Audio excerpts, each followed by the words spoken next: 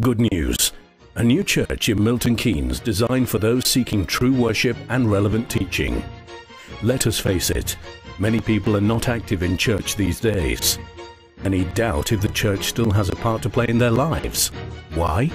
Recent findings show that people think sermons are boring and don't relate to daily living. Many churches seem more interested in your wallet than they are in you. Many members are unfriendly to visitors. You wonder about the quality of the nursery care for your children. Do you think attending church should be enjoyable? Yes, we think so. Now, the good news. He Lives Bible Church, HLBC, is a church designed to meet your needs. We are a group of friendly and happy people who have discovered the joy of the Christian lifestyle. At HLBC, you meet new friends and get to know many people in Milton Keynes. Enjoy upbeat music with a contemporary flavour. Hear positive, practical messages which will encourage you each week. You can expect that your children will meet new friends and learn great ethical values. Join us this Easter Sunday, the 31st of March, for a great experience as we celebrate Jesus and discover the joy of being with Christ-centered people. HLBC, 2nd floor, Maybrook House, 224 Queensway, Bletchley, Milton Keynes, MK2 2SZ. If you require prayer support, call Pastor Great on 01908 538 141. He Lives Bible Church. It is working.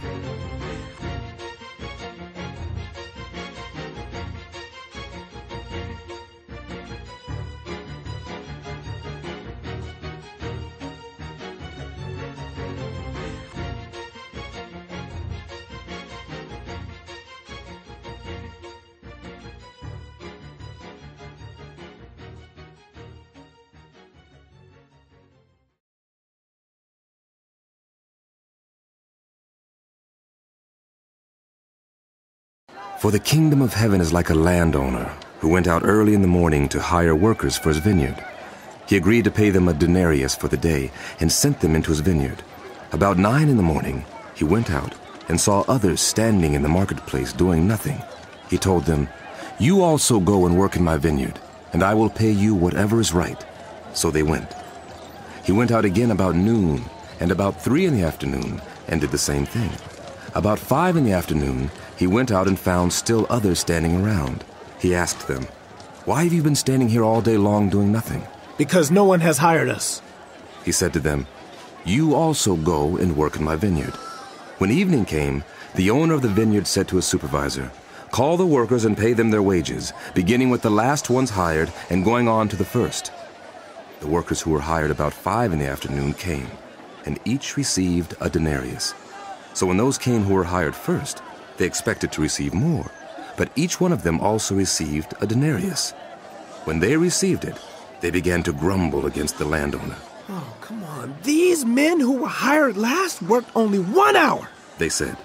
"and you have made them equal to us who have borne the burden of the work in the heat of the day?" But he answered one of them, "Friend, I am not being unfair to you. Didn't you agree to work for a denarius? Take your pay and go. I want to give the one who was hired last the same as I gave you. Don't I have the right to do what I want with my own money? Or are you envious because I am generous?"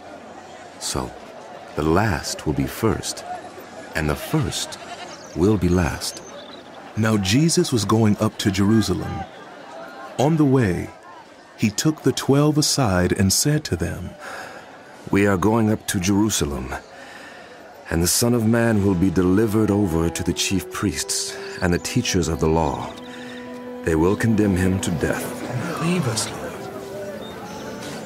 And will hand him over to the Gentiles to be mocked and flogged and crucified. On the 3rd day he will be raised to life." Then the mother of Zebedee's sons came to Jesus with her sons, and kneeling down, asked a favor of him. "What is it you want?" He asked. She said, "Grant that one of these 2 sons of mine may sit at your right and the other at your left in your kingdom." "You don't know what you're asking. Can you drink the cup I'm going to drink?" We can.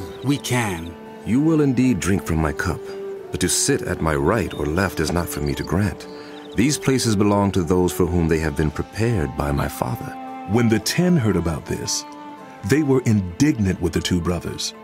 Jesus called them together and said, "You know that the rulers of the Gentiles lord it over them, and their high officials exercise authority over them. Not so with you. Instead, whoever wants to become great among you must be your servant, and whoever wants to be first must be your slave, just as the Son of Man did not come to be served, but to serve, and to give his life as a ransom for many." As Jesus and his disciples were leaving Jericho, a large crowd followed him. 2 blind men were sitting by the roadside, and when they heard that Jesus was going by, they shouted, "Lord, Son of David, have mercy on us!" The crowd rebuked them and told them to be quiet, but they shouted all the louder, "Lord, Son of David, have mercy on us!" Jesus stopped and called them. "What do you want me to do for you?" "Lord, we want our sight." Jesus had compassion on them and touched their eyes. Immediately they received their sight and followed him.